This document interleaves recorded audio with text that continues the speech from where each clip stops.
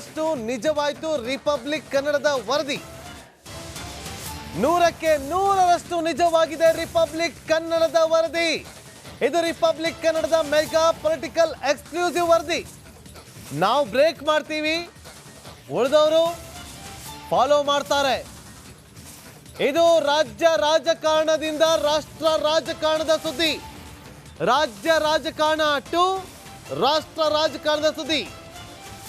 Political ಅಂದ್ರೆ republic Kannada, political news ಅಂದ್ರೆ republic Kannada. Sankranti ಬಳಿಕ ರಾಜ್ಯ ರಾಷ್ಟ್ರ ರಾಜಕಾರಣದಲ್ಲಿ ಬದಲಾವಣೆ ಆಗುತ್ತೆ. ರಾಷ್ಟ್ರ ರಾಜಕಾರಣಕ್ಕೆ ಮಾಜಿ ಸಿಎಂ ಎಚ್ ಡಿ ಕುಮಾರಸ್ವಾಮಿ ಅವರು ಎಂಟ್ರಿ ಆಗ್ತಾರೆ ಅಂತೇಳಿ ರಿಪಬ್ಲಿಕ್ ಕನ್ನಡ ರಾಜಕೀಯ ಅಜೆಂಡಾದಲ್ಲಿ ಎಕ್ಸ್ಕ್ಲೂಸಿವ್ ಆಗಿ ಬ್ರೇಕ್ ಮಾಡಿತ್ತು. ನಿನ್ನೆ ಎಚ್ ಡಿ ದೇವೇಗೌಡರನ್ನ ಭೇಟಿಯಾಗಿದ್ದಂತ ಕೇಂದ್ರ ಕೃಷಿ ಖಾತೆ ಸಚಿವ ಅರ್ಜುನ್ ಮುಂಡಾ ಮತ್ತಷ್ಟು ಪುಷ್ಟಿ ನೀಡಿದ ಎಚ್ ಡಿ ದೇವೇಗೌಡರ ಹಾಗೂ ಅರ್ಜುನ್ ಅವರ ಭೇಟಿ. ಸಂಕ್ರಾಂತಿ ಬಳಿಕ ರಾಜ್ಯ ರಾಷ್ಟ್ರ ರಾಜಕಾರಣದಲ್ಲಿ ಬದಲಾವಣೆ ಆಗೋದು ಪಕ್ಕಾ. ರಿಪಬ್ಲಿಕ್ ಕನ್ನಡ ಬ್ರೇಕ್ ಮಾಡಿದಂತ ಎಕ್ಸ್ಕ್ಲೂಸಿವ್ ಸುದ್ದಿ ಇದು. ನೋಡಿ, ನಾವು ಬ್ರೇಕ್ ಮಾಡಿದಂತ ಸುದ್ದಿ ಬೇರೆಯವರು ಫಾಲೋ ಮಾಡ್ತಾರೆ. ರಾಜಕೀಯ ಅಜೆಂಡಾದಲ್ಲಿ 2 ದಿನದ ಹಿಂದೆ ಸಂಜೆ 6 ಗಂಟೆಗೆ ಈ ವಿಚಾರವನ್ನ ಬ್ರೇಕ್ ಮಾಡಿ, ಈಗ ಅದು ಆ ಸುದ್ದಿಗೆ ಖಾತ್ರಿ ಎನ್ನುವಂತೆ ಎಚ್ ಡಿ ದೇವೇಗೌಡರು ಕೇಂದ್ರ ಸಚಿವರನ್ನ ಭೇಟಿ ಮಾಡಿದ್ದಾರೆ. ಹಾಗಾದ್ರೆ ರಾಜಕೀಯ ಅಜೆಂಡಾ ಮೊನ್ನೆ 6 ಗಂಟೆಗೆ ನಾವು ಮಾಡಿದಂಥ ಸುದ್ದಿ ಏನು ನೋಡ್ಕೊಂಬಂತ ಸಂಬಂಧಪಟ್ಟಂತ ಬೆಳವಣಿಗೆ ಆಗಿದೆ. ಈಗ ಇರುವಂತ ನಮ್ಮ ಹತ್ರ ರಿಪಬ್ಲಿಕ್ ಕನ್ನಡಕ್ಕೆ ದೆಹಲಿ ಮೂಲಗಳಿಂದ ಸಿಕ್ಕಿರುವಂತ ಖಚಿತ ಮಾಹಿತಿ. ಯಾವ ಕಾರಣಕ್ಕೋಸ್ಕರ ಪ್ರಮುಖವಾಗಿ ಕುಮಾರಸ್ವಾಮಿ ಅವರನ್ನೇ ಆಯ್ಕೆ ಮಾಡಿಕೊಂಡಿದೆ ಹೈಕಮಾಂಡ್ ಅನ್ನುವ ವಿಚಾರಗಳನ್ನು ನಾವೀಗ ಒಂದೊಂದಾಗಿ ಗಮನಿಸ್ತಾ ಹೋಗೋದಾದ್ರೆ, ರಾಜ್ಯ ವಿಧಾನಸಭಾ ಚುನಾವಣೆ ಸಂದರ್ಭದಲ್ಲಿ ಏನೆಲ್ಲ ಆಗಿತ್ತು ಅನ್ನೋದು ಪ್ರತಿಯೊಬ್ಬರಿಗೂ ಕೂಡ ಗೊತ್ತಿದೆ. ಬಿಜೆಪಿ ಹೀನಾಯ ಸೋಲನ್ನು ಅನುಭವಿಸಿದೆ. ಎಲ್ಲಿ ಗೆಲ್ಲುತ್ತೆ ಎನ್ನುವ ವಿಶ್ವಾಸ ಇತ್ತೋ ಅದೆಲ್ಲ ಜಾಗದಲ್ಲೂ ಕೂಡ ಸೋಲನ್ನು ಅನುಭವಿಸಿತ್ತು. ಹೀಗಾಗಿ ಹೈಕಮಾಂಡ್ ಇಂಥ ಒಂದು ತೀರ್ಮಾನವನ್ನು ತೆಗೆದುಕೊಂಡಿದೆ. ಆ ಮಾಹಿತಿ ರಿಪಬ್ಲಿಕ್ ಕನ್ನಡಕ್ಕೆ ಲಭ್ಯವಾಗಿದೆ. ಇದು ರಿಪಬ್ಲಿಕ್ ಕನ್ನಡದ ಸೂಪರ್ ಎಕ್ಸ್ಕ್ಲೂಸಿವ್ ಪೊಲಿಟಿಕಲ್ ಸ್ಟೋರಿ.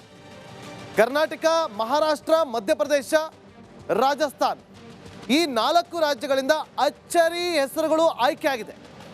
ನಮಗೆ ಸಿಕ್ಕಿರುವ ಮಾಹಿತಿ ಪ್ರಕಾರ ಕರ್ನಾಟಕದಿಂದ ಮಾಜಿ ಸಿಎಂ ಎಚ್ ಡಿ ಕುಮಾರಸ್ವಾಮಿ ಅವರು. ಇದು ದೆಹಲಿಯ ಉನ್ನತ ಮೂಲಗಳಿಂದ ಸಿಕ್ಕಿರುವಂಥ ಮಾಹಿತಿ. ಕಾರಣ ಇಷ್ಟೇ, ಲೋಕಸಭಾ ಚುನಾವಣೆಯಲ್ಲಿ 28ಕ್ಕೆ 28 ಕ್ಷೇತ್ರಗಳನ್ನು ಗೆಲ್ಲಬೇಕು ಅಂತಂದ್ರೆ ಈ ಬಾರಿ ಅಷ್ಟು ಸುಲಭದ ವಿಚಾರ ಅಲ್ಲ ಬಿಜೆಪಿಗೆ. ಕಳೆದ ಬಾರಿ ಲೋಕಸಭಾ ಚುನಾವಣೆಯಲ್ಲಿ ಮೋದಿ ಮೇನಿಯಾ ವರ್ಕೌಟ್ ಆಗಿತ್ತು. ಆ ಮೂಲಕ 25 ಕ್ಷೇತ್ರಗಳಲ್ಲಿ ಗೆಲುವನ್ನು ದಾಖಲು ಮಾಡಿತ್ತು ಬಿಜೆಪಿ. 1 ಪಕ್ಷೇತರ, 1 ಕಾಂಗ್ರೆಸ್ ಹಾಗೂ 1 JDS.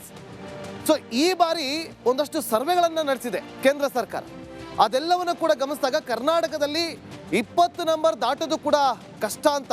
ಯಾಕೆ ಅಂತಂದ್ರೆ ವಿಧಾನಸಭಾ ಚುನಾವಣೆಯಲ್ಲಿ ಕೆಲ ರೆಬಲ್ ಬಿಜೆಪಿ ನಾಯಕರು ಬಿಜೆಪಿ ಅಭ್ಯರ್ಥಿಗಳನ್ನ ಸೋಲಿಸಿದ್ದಾರೆ ಅನ್ನೋದು ಇಡೀ ರಾಜ್ಯದ ಜನತೆಗೆ ಗೊತ್ತಿರುವಂಥ ವಿಚಾರ. ಇಡೀ ರಾಜ್ಯ ರಾಜಕಾರಣದಲ್ಲಿ ಚರ್ಚೆ ಆಗಿದಂಥ ವಿಚಾರ. ಸೊ ಈಗ ಅದಾದ ಬಳಿಕ, ಆ ಸೋಲಿನ ಬಳಿಕ ಮೈತ್ರಿಯನ್ನ ಮಾಡಿಕೊಂಡಂಥ ಹೈಕಮಾಂಡ್ JDS ಹಾಗೂ ಬಿಜೆಪಿ ಮೈತ್ರಿ ಮಾಡಿಕೊಂಡ ಬಳಿಕ ಒಗ್ಗಟ್ಟಾಗಿ ಲೋಕಸಭಾ ಚುನಾವಣೆಗೆ ಹೋಗಬೇಕು. ಆ ಒಗ್ಗಟ್ಟಾಗಿ ಹೋಗಬೇಕು ಅಂತಂದ್ರೆ ಎಚ್ ಡಿ ಕುಮಾರಸ್ವಾಮಿ ಅವರು ಕೇಂದ್ರ ಸಂಪುಟಕ್ಕೆ ಎಂಟ್ರಿ ಆಗಲೇಬೇಕು. ಹಾಗೆ ಕೇಂದ್ರ ಸಂಪುಟಕ್ಕೆ ಎಂಟ್ರಿ ಆಗಿದೆ ಆದರೆ ಒಂದಷ್ಟು JDS ಹಾಗೂ ಬಿಜೆಪಿಯಲ್ಲಿ ಮೈತ್ರಿಯ ಒಂದು ಪ್ಲಸ್ ಪಾಯಿಂಟ್ಗಳು ವರ್ಕೌಟ್ ಆಗುತ್ತೆ. ಸಂಕ್ರಾಂತಿ ಹಬ್ಬದ ಬಳಿಕ 2 ಡೇಟ್ಗಳು ಕೂಡ ಫಿಕ್ಸ್ ಆಗಿದೆ. 2 ಡೇಟ್ಗಳು ಸಂಕ್ರಾಂತಿ ಹಬ್ಬದ ಮಾರನೇ ದಿನ ಅಥವಾ ಅದಾದ 3 ದಿನ ಡೇಟ್ ಕೂಡ ಫಿಕ್ಸ್ ಆಗಿದೆ. ಆ ಮೂಲಕ ಅವರನ್ನು ರಾಜ್ಯಸಭಾ ಸದಸ್ಯರನ್ನಾಗಿ ಮಾಡಿ, ಕೇಂದ್ರ ಸಚಿವರನ್ನಾಗಿ ಮಾಡಿ, ಕೃಷಿ ಸಚಿವ ಖಾತೆಯನ್ನ ಅವರಿಗೆ ಕೊಡೋದಕ್ಕೆ ಹೈಕಮಾಂಡ್ ನಿರ್ಧಾರ ಮಾಡಿದೆ. ನಿರಂಜನ್ ನೋಡಿ, ಇದು ನಾವು ಮೊನ್ನೆ ರಾಜಕೀಯ ಅಜೆಂಡಾದಲ್ಲಿ ಬ್ರೇಕ್ ಮಾಡಿದಂಥ ಸುದ್ದಿ. ಈಗ ನಾವು ನೋಡ್ತಾ ಇರುವಂತಹ ದೃಶ್ಯಾವಳಿ ಎಕ್ಸ್ಕ್ಲೂಸಿವ್ ದೃಶ್ಯಾವಳಿ.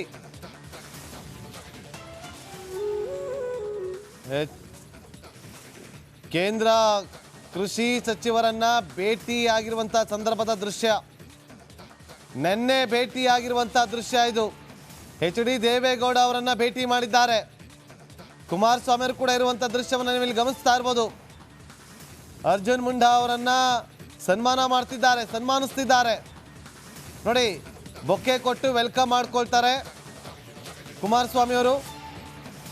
ಆ ಬಳಿಕ ಮನೆ ಒಳಗಡೆ ಪ್ರವೇಶ ಮಾಡಿ ನೋಡಿ, ಅಲ್ಲಿ ಮಾಜಿ ಪ್ರಧಾನಿಗಳು, ಹಿರಿಯ ರಾಜಕಾರಣಿ ದೇವೇಗೌಡ ಅವರ ಆಶೀರ್ವಾದವನ್ನು ಪಡೆದುಕೊಳ್ತಾರೆ ಕೇಂದ್ರ ಸಚಿವ.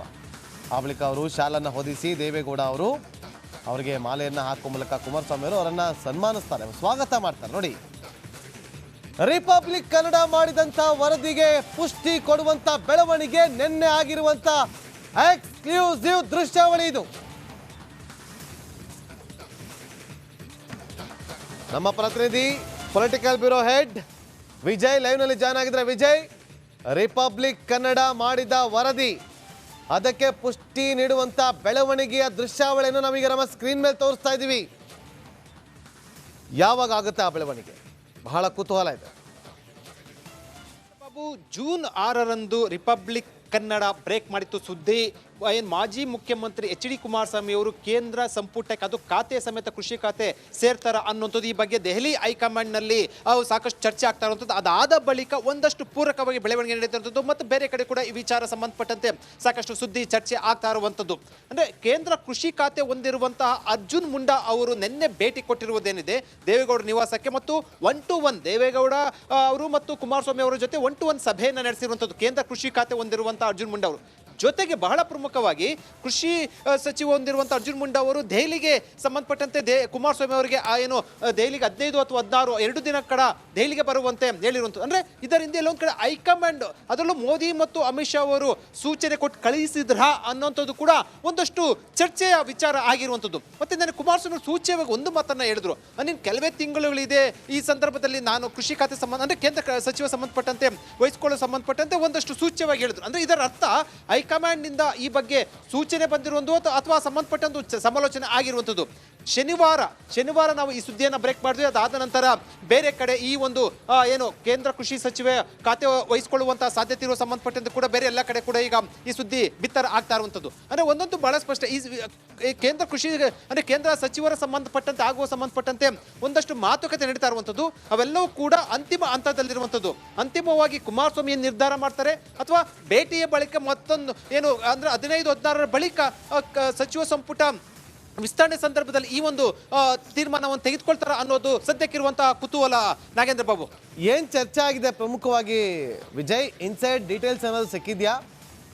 ನಾಗೇಂದ್ರ ಬಾಬು, ನಿನ್ನೆ ಭೇಟಿಯ ಸಂದರ್ಭದಲ್ಲಿ ಒಂದಷ್ಟು ಏನು ಕೃಷಿ ಇಲಾಖೆ ಅಂದರೆ ರೈತರಿಗೆ ಸಂಬಂಧಪಟ್ಟಂತೆ ಕೊಬ್ಬರಿ ಬೆಲೆ ಸೇರಿದಂತೆ ಒಂದಷ್ಟು ರೈತರ ಸಮಸ್ಯೆಗಳಿಗೆ ಸಂಬಂಧಪಟ್ಟಂತೆ ಚರ್ಚೆ ಆಗಿರುವಂಥದ್ದು. ಅದನ್ನು ಹೊರತುಪಡಿಸಿ ರಾಜಕೀಯವಾಗಿ ಒಂದಷ್ಟು ಚರ್ಚೆ ಆಗಿರುವಂತಹ ಸಾಧ್ಯತೆ ಇರುವಂಥದ್ದು. ಯಾಕೆಂದ್ರೆ 15-18 ತಾರೀಕು ದೆಹಲಿಗೆ ಅಂತ ಹೇಳಿರುವಂಥ ಹಿನ್ನೆಲೆಯಲ್ಲಿ ಒಂದಷ್ಟು ಕುತೂಹಲ ಕೆಳಿಸಿರುವಂಥದ್ದು. ಮತ್ತು ಬಹಳ ಪ್ರಮುಖವಾಗಿ ಕೇಂದ್ರ ಕೃಷಿ ಖಾತೆ ಹೊಂದಿರುವಂತಹ ಅರ್ಜುನ್ ಮುಂಡಾ ಅವರೇ ಬಂದು ಭೇಟಿ ಆಗಿರುವಂಥದ್ದು. ಹೈಕಮಾಂಡ್ ನಾಯಕರು ಅಂದರೆ ಅದರಲ್ಲೂ ಮೋದಿ ಮತ್ತು ಅಮಿತ್ ಶಾ ಅವರು ಒಂದು ಸಂದೇಶ ಕಳಿಸಿದ್ರ ಅನ್ನುವಂಥದ್ದು. ಮತ್ತು ಈಗಾಗಲೇ ಕೂಡ ಹೈಕಮಾಂಡ್ ಅಂದರೆ ಮೋದಿ ಮತ್ತು ಅಮಿತ್ ಶಾ ಭೇಟಿ ಸಂದರ್ಭದಲ್ಲಿ, ಅದರಲ್ಲೂ ವಿಶೇಷವಾಗಿ ಮೋದಿ ಅವರ ಭೇಟಿಯ ಸಂದರ್ಭದಲ್ಲಿ 2 ಬಾರಿ ಭೇಟಿ ಆಗಿರುವಂಥದ್ದು ಕುಮಾರಸ್ವಾಮಿ ಅವರು ಮತ್ತು ದೇವೇಗೌಡರು ಹಲವು ಬಾರಿ ಭೇಟಿ ಆಗಿರುವಂಥದ್ದು. ಇಂತಹ ಸಂದರ್ಭದಲ್ಲಿ ಮುಂದಿನ ಲೋಕಸಭಾ ಚುನಾವಣೆ ದೃಷ್ಟಿಯಲ್ಲಿ ಇಟ್ಕೊಂಡು ಈ ಒಂದು ನಿರ್ಧಾರ ಸಂಬಂಧಪಟ್ಟಂತೆ ಈಗಾಗಲೇ ಕೂಡ ಕುಮಾರಸ್ವಾಮಿಗೆ ತಿಳಿಸಿದ್ರು. ಒಂದಷ್ಟು ರಾಜಕೀಯ ವಿಚಾರಗಳು ಕೂಡ ನಿನ್ನೆ ಸಮಾಲೋಚನೆ ಆಗಿರುವಂಥದ್ದು. ಆದರೆ ಅವೆಲ್ಲವೂ ಕೂಡ ಒಂದು 15ನೇ ತಾರೀಕಿನ ನಂತರ ಒಂದು ಸ್ಪಷ್ಟ ಚಿತ್ರಣ ಹೊರಬೀಳಲಿದೆ ನಾಗೇಂದ್ರ ಬಾಬು. ಅಂದ್ರೆ ಈಗ ಡೇಟ್ ಕೂಡ ಫಿಕ್ಸ್ ಆಗಿದೆ ಅನ್ನೋದು ನಾವು ಜನವರಿ 6ನೇ ತಾರೀಕು ಸಂಜೆ 6 ಗಂಟೆಗೆ ರಾಜಕೀಯ ಅಜೆಂಡಾದಲ್ಲಿ ಎಕ್ಸ್ಕ್ಲೂಸಿವ್ ಆಗಿ ಬ್ರೇಕ್ ಮಾಡಿದ್ವಿ ವಿಜಯ್. ಆ ಸುದ್ದಿಯ ಪುಷ್ಟಿ ನೋಡಿ, ಇದು ನಾವು ನೋಡ್ತಾ ಇದ್ದೀವಿ. ಸಂಕ್ರಾಂತಿ ಬಳಿಕ ದೆಹಲಿಗೆ ಬರುವಂತೆ ಸೂಚನೆ ಕೊಟ್ಟಿದ್ದಾರೆ ಅಂತಂದ್ರೆ ಸಮಥಿಂಗ್ ವಿಲ್ ಹ್ಯಾಪನ್. ರಾಜ್ಯದಿಂದ ರಾಷ್ಟ್ರಕ್ಕೆ, ಇದು ರಾಜ್ಯ ರಾಜಕೀಯ ಹಾಗೂ ರಾಷ್ಟ್ರ ರಾಜಕೀಯಕ್ಕೆ ಸಂಬಂಧಪಟ್ಟಂತ ಎಕ್ಸ್ಕ್ಲೂಸಿವ್ ಸುದ್ದಿ. Thank you Vijay.